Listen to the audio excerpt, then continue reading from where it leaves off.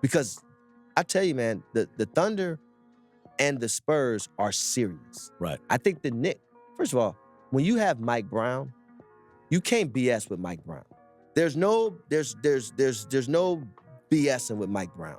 You got to defend. You have to defend. He's also an interesting choice to succeed Thibodeau because Tibbs, to me, Tibbs is the kind of guy, if you're going to use him as a head coach, you bring into the organization to get you to a certain level. Do you know what tree Mike Brown's from? What tree? When he took over head coach of Cleveland, I'm trying to think of, now I can't think of it. I believe he was an assistant coach in Golden State during their run. You fellas could correct me on that, but I believe he was there during one of their championship years or years that they got to the finals. But Brown is like, Tibbs gets you to a certain level, and Mike. I thought Tibbs was great though. He did, but like at a certain point, the team is playing with such intensity all year. Guys are accruing a lot of minutes, et cetera, and it's usually he bumps up against the second round of the playoffs, and it's interesting to me. One year, guys went down. Oh, that's true, and they would have beaten the pace. They would have beaten the pace, but even you go down if you're logging all these minutes all year, you're more likely to go down. Well, you can't have it both ways. Why not? You can't say, don't play guys. You mad at guys for having load management, but then you saying don't play guys. No, not not load management, but I mean, Tibbs goes to short rotations probably earlier in the season than most. Because he is, what I like about Tibbs is he's always had that he issue. gets you competitive right away. He cares about winning this game, and that gets your franchise to a certain level of competitiveness and professionalism and all that stuff. But because he is focusing on winning every single game throughout the regular season, playing both sides of the ball, the whole thing, there's a certain limit at the playoffs. I bring all this up to say Mike Brown was not the first guy I had in mind for the Knicks, but he seems to be the right guy for the job for them to take the next step. Well, he was the familiar pick. He was a safe pick. He was a tenured pick also, because when you think about it, he went to the finals. He been to the, I don't know, I can't even tell you how many times Mike Brown's been to the finals as a coach in general at this point. Yeah, he definitely was there for the Golden State run. This is what Rich Paul is making reference to. That's why he said as a coach overall. We know he went as a head coach in 2007. He went as an assistant in Golden State. I think more than once, right? So when you really put everything on the board, I mean, who's actually more suited? But let me ask you this question. This leads to something. Do you think Tibbs was, sometimes guys become head coaches because they just become head coaches, but do you think they have more value as assistant head coaches? Yeah. I would say Tibbs is definitely a head coach because everywhere he's gone, he's brought success there. And then once he's left, things haven't been the same. I believe this season is the very first time, depending on how it ends, that the Knicks are more than likely to experience success after a Tom Thibodeau departure. The Minnesota Timberwolves missed the playoff the next 2 seasons, and the Chicago Bulls, once he left, they've never been the same, even today. So Tibbs definitely deserves his credit. The only thing is that the media, they're always trying to troll the Knicks no matter what they do. They were dropping headlines on Tibbs saying that he was the least favorable coach that most players wanted to play for. And then as soon as we plateaued in the playoffs and we let him go, all of a sudden was like, why did the Knicks let go of Tibbs? You can't win with these parasites. It's the same fucking trap that they laid out with winning the Emirates Cup. Oh, they can't celebrate too hard, but why didn't they hang up the banner? It is what it is. They truly hate who they really love. By the way, I brought up Josh McDaniels earlier. When you look at the Patriots, when they went bananas offensively, it was Josh McDaniels as the OC. Then he gets a head coaching job. Now, usually this happens with defensive coordinators, right? And Keyshawn Johnson always used to say when we were doing radio, I want a defensive coordinator with dandruff on the shoulders, like an older guy, because he doesn't have ambition to be a head coach. He's just doing his job. And Josh McDaniels is like that. Tried as a head coach, didn't exactly work out. Now he's back with the Pats as the OC, and it looks right again, right? And if the Pats wind up winning a Super Bowl with Drake May and Vrabel, it's McDaniels who will straddle the Belichick, Brady, Vrabel, May eras, right? Like, it's interesting to me. there's like an example of an offensive head coach.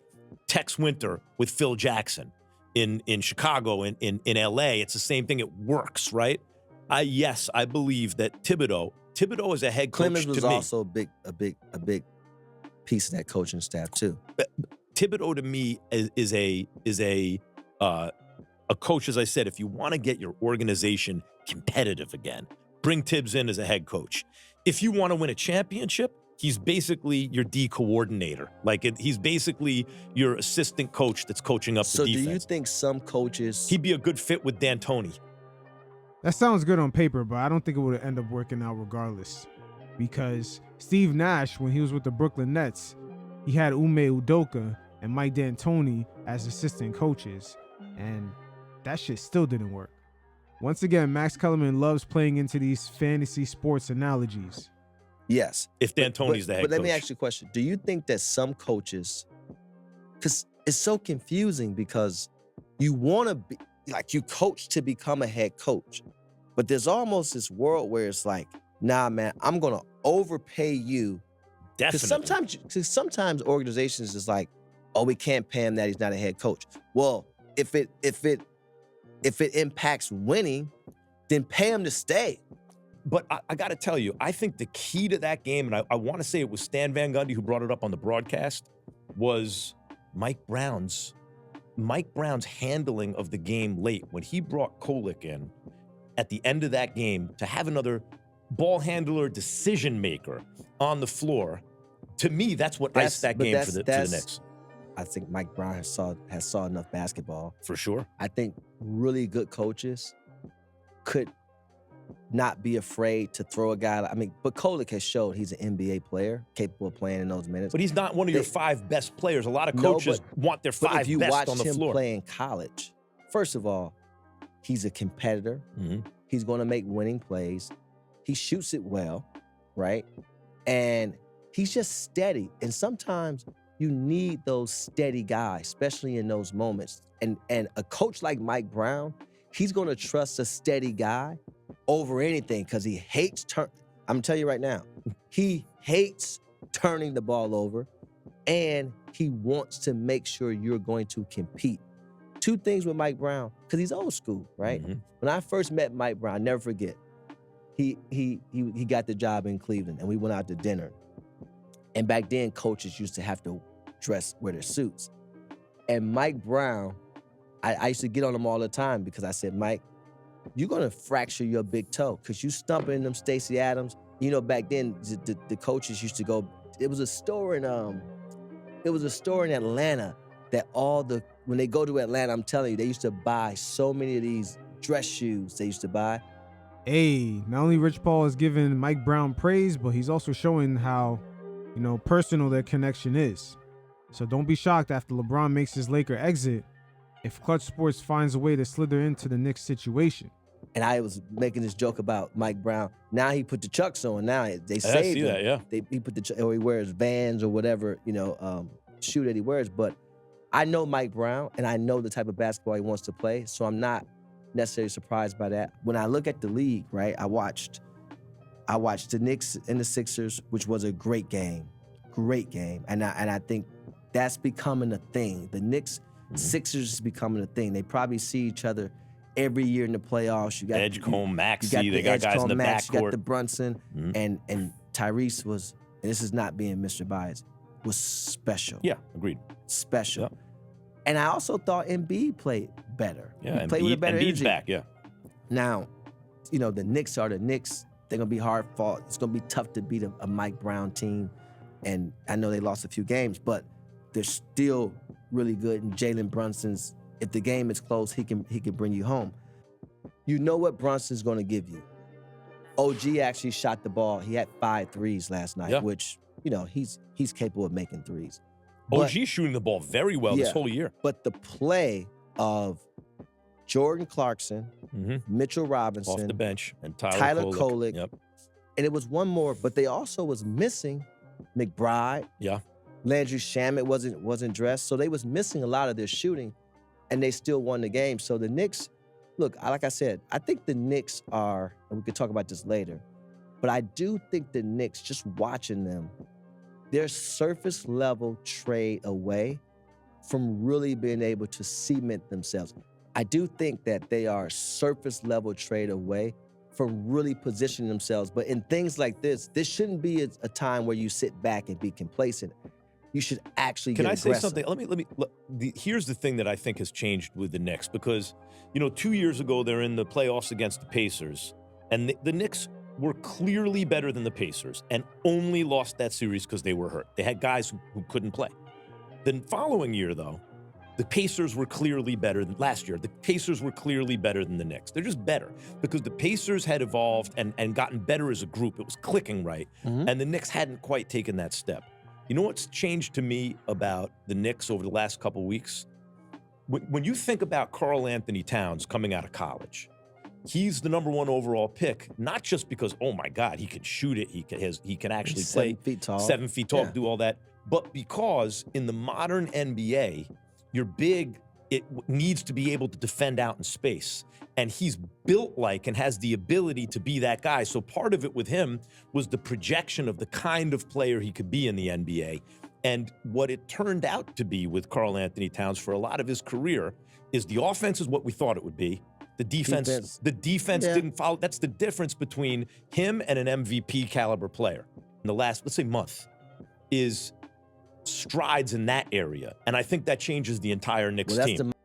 It definitely does. And if Karl Anthony Towns could shoot anywhere from 8 to 11 free throws a game and just increase the number of assists that he's getting, that would completely change the whole aura of this team. Mike, that's the Mike Brown effect. I think Mike Brown. Hey, once again, Rich Paul praising Mike Brown. LeBron and Klutch Sports is trying to sneak their way in. They know the vibes. Was when Jalen Brunson got the MVP last night, but the MVP to me was the coach. The MVP to me was Mike Brown last night. Well, 2 things Mike Brown, I believe, added to the Knicks, and one Thibodeau always had too. The difference is, and I think Mike actually got this from his time with the Warriors, is he's added, both him and Tibbs, you have to give a valiant effort. Right. They are effort guys, no question about it. But I think where Mike Brown makes a difference is now pace.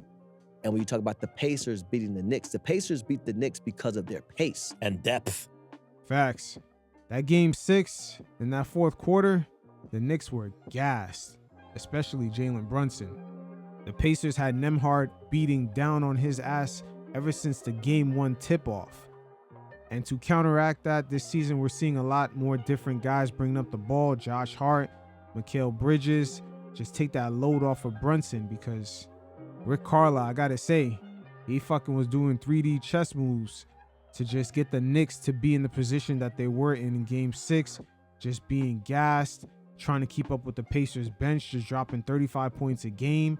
I mean, you could even look at game 5, even though the Knicks won that game, the Pacers bench still dropped almost 60 points. Shit is crazy. The Pacers beat the Knicks because of their pace. And depth. Pace of play. Yeah, but really pace of, and they had guys that really, but wait, let's stop right there. The difference between Mike Brown and Thibodeau to me is Mike Brown's more sophisticated. Mike Brown understands that, yes, we'd like to win today, but the way we're going to win is important because, as you said, a lot of the NBA regular season is getting ready for the playoffs if you're a good team. And Mike Brown understands we can't have 5 guys getting all the minutes and then have no bench to have McBride that we and maybe Mitch that we can rely on. But I can't say, I'll say Mike Brown, again, taking it away from Tibbs, is just as sophisticated.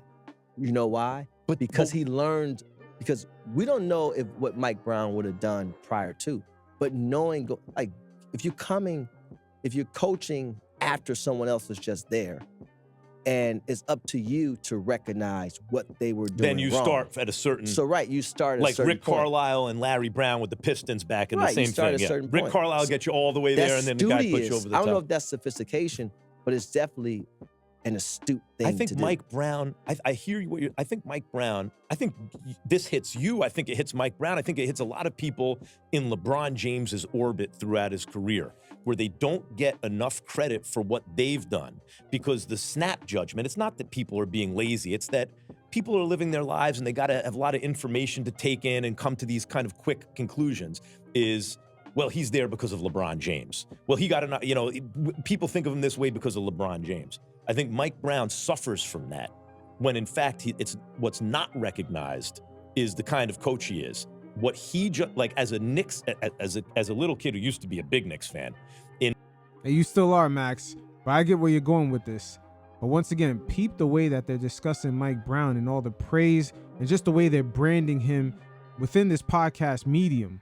Not only they're making a soft pitch, but they're also elevating Mike Brown's name. All the topics that they have discussed is very carefully crafted. Make no mistake about it. In me watching that, it's like when you watch the Tibbs team, you knew that they're not going to win a championship. They're going to burn out. They don't have a bench. He doesn't trust the bench. They're not going to be ready when they're called upon. And this team, completely different. Completely different. You brought up Clarkson, Mitch, Kolek. and Kolek. Yeah. That's Mike Brown. That's using what you got and not overworking your guys. And I think Knicks fans should be feeling good about the way they're going to be positioned in the playoffs. What I saw yesterday, different than what I saw before, especially the previous Knicks teams, was he was able to get Brunson off the ball. Yeah. And not that he's getting them off of it, to get it back in different ways that makes the defense kind of shift and move around a little bit. Work a little harder. Especially when you're putting a bigger guy on Brunson, because that's the only way, because Brunson is very brolic. Yep. And he's crafty as well. And he really shoots the ball really well from three if you go under or catch and shoot. And the catch and shoot portion is something that Mike Brown this season has unlocked fully with Brunson, because I haven't really seen him in that position since he was in Dallas with Luka.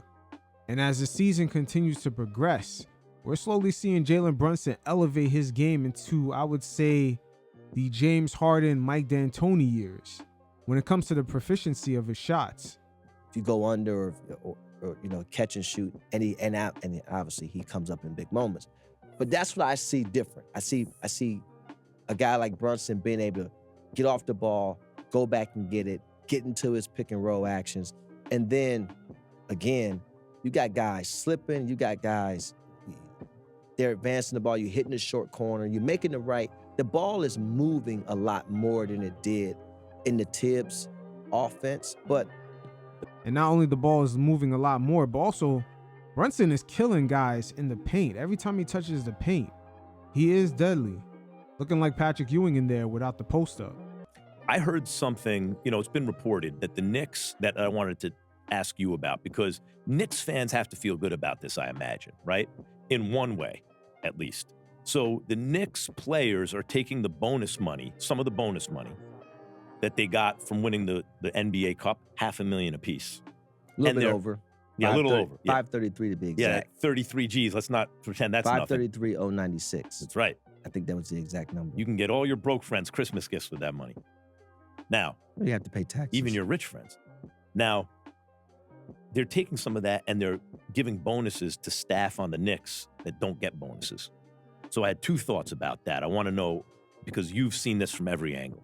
Yeah. On the one hand, I'm thinking, James Dolan, whatever bad things I've said about him, he's known as being a generous, NBA franchise owner. Facts. And perhaps one of the most generous owners in the NBA. He's even helped a few of our favorite legends get out of debt. So despite the media narratives, James Dolan does take care of his own. Right? Mm-hmm. I never heard people say, oh, Dolan played us cheap that way. And yet, players have to pick up the slack for the fact that there's staff that the players feel should be compensated who aren't being compensated a certain way, and they're kind of covering for ownership there. No, they're not. What? That is not true. Why?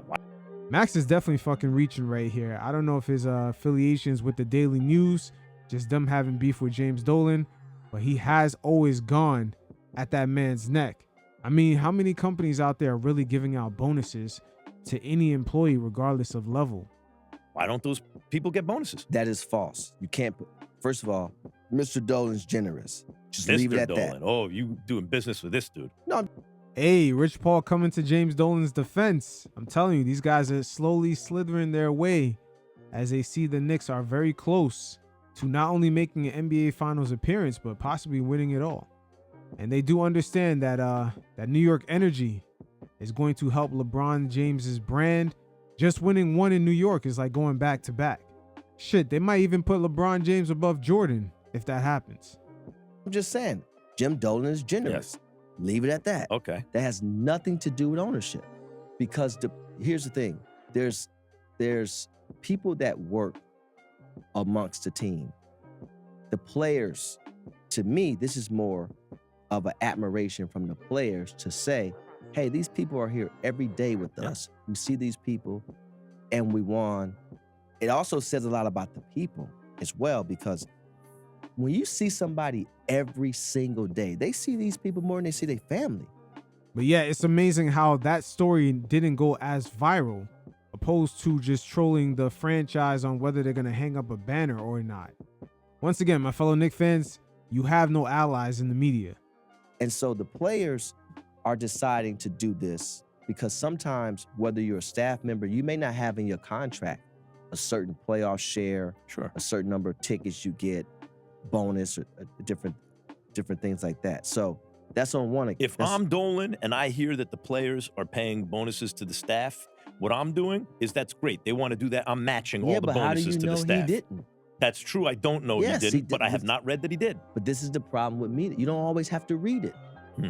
Here's the thing. There's people that do Call a lot Pablo of Torre. Find out about this one. there's people that do a lot of nice things for other people and you never know about it. That's true. So No, and by What the I'm way, I saying started is- this by saying he's known as a generous dude. yeah, but then you I'm read- just but- saying, like, I noticed that that the way no, the let the report, players. Rich, the reporting is that the players are giving a part of their bonus to staff that is not getting bonuses. Yes, but everybody's contract doesn't come with a bonus. And I'm saying maybe they Have should you ever take care of owned their a people. company before? not like the Knicks, no. Okay. Yes. But what I'm saying is, when you own a company, there's contractual agreements. There's language within understand. those agreements. And the admiration is the players play for what team? The Knicks And the players decided to do what?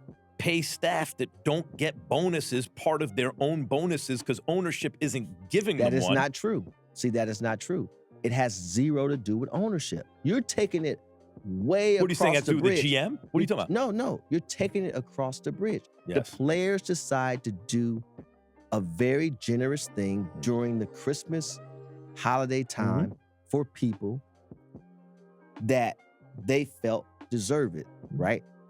It's still a reflection of the Knicks organization, regardless how you look at it. It is a reflection of the team that the front office Because has what put you together. don't, because here's the other thing. What you don't hear about is, I know for certain, there's been times that people probably did deserve this and it didn't happen.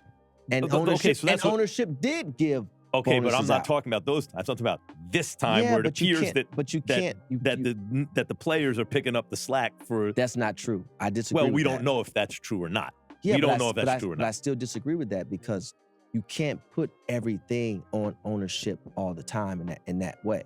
Is this Mr. Bias coming out just in No, the it's sense? not Mr. Bias. Do you I have to think, put just because you have to do business with all no, these teams? it don't. I don't have. I mean, I have one player, but I'm just being honest. Hey, Rich Paul, that one client, is he about to do business with the Knicks? And when it comes to Max Kellerman, he definitely is picking and choosing of who he applies this quote unquote morality of just paying out bonuses. Where's this same energy for Alex Rodriguez and his business partner laying off all those employees out in Minnesota? This front office has put together a team like the Nova Knicks and everything, and you have to do the DiVincenzo and Julius Randle deal for Cat. I get that, and that broke up the Nova Knicks a little, but it's still the kind of nucleus is there. There's a certain, and we see this in the NFL when teams started drafting the quarterback's receiver from college because you have already that built-in relationship and chemistry. You saw it in Cincinnati, you've seen it in a lot of places. But the Knicks kind of took that philosophy a bit, it looks like, and it's worked in terms of the cohesiveness of the team. There's good chemistry and team cohesion. And as a fan who watches that, I think, oh, this bodes well for the Knicks. This is not in baseball, they used to have an expression like 24 different cabs after the game. No one was having dinner together. They all, on that kind of team. But this Knicks team is like the opposite of that, it seems to me. And when I see something like the fact that they're giving part of their bonus from winning the cup to staff, that is like the kind of, my first thing is what we already discussed. And my next thing is, that looks like a team that's together, because the stars have to come together, the rich ones, and be like, the highest paid dudes, and be Cat and Brunson and OG, and be like, you know what we should do? So that idea has to come from somewhere, and they have to agree to it and kind of all do it together. Is that a good sign for this team? Yeah, it's always a good sign when you have continuity and things of that nature. That don't necessarily mean you're gonna win a championship. But yeah, it to me, when that type of stuff happens, the way I look at it is, because what we don't know is, yeah, it may have came from the top, a top player. Everybody might not agree to it, but but you look like you can't be a class clown in that situation when everyone's doing right. So that's one thing. But to answer your question, the answer is yes. And I think what that equates to is when we're on the basketball floor, yeah, and I have a swing, do I hesitate or do I just swing that ball? Right. That matters. And so when you enjoy playing with each other. What is the hesitation about? Like, I want to take the shot? Yeah, the hesitation is equivalent to, if you hesitated in terms of giving your share for the bonus, then that means you're going to hesitate on the swing. Interesting. Right? Because, yeah, so you're saying there is a correlation between that and cohesion and all that. Yeah, of course. But there's also teams that have won and players didn't necessarily like each other. Right, there's more than one way to do it. Right. Yeah, sure. But I'd rather be cohesive and have continuity and collaborate to then bring forth winning, the possibility of winning a championship versus the other side of it. That bonding dynamic is definitely underrated, especially when these guys want to go for an NBA championship. Honesty is a must. When guys are fucking up, somebody got to be able to call it out. So we're seeing a lot of positive signs when it comes to unity. Another example of it is the defensive player of the game. The way the guys are taking the pictures with the Tims. It's brought more of an organic unity that guys can actually just want to participate in. You know how you work at one of these companies where it's a fake team atmosphere and everyone can tell they're just pretending? That's where events like taking photos for the defensive player of the game, it cultivates that organic unity that you need. Mikal Bridges, he's able to call guys out when they miss their defensive assignments. Shout out to my guy Rick, he definitely pointed that out to me. And with that newfound power, just take a look at where Mikal Bridges is standing when they take those defensive player of the game photos.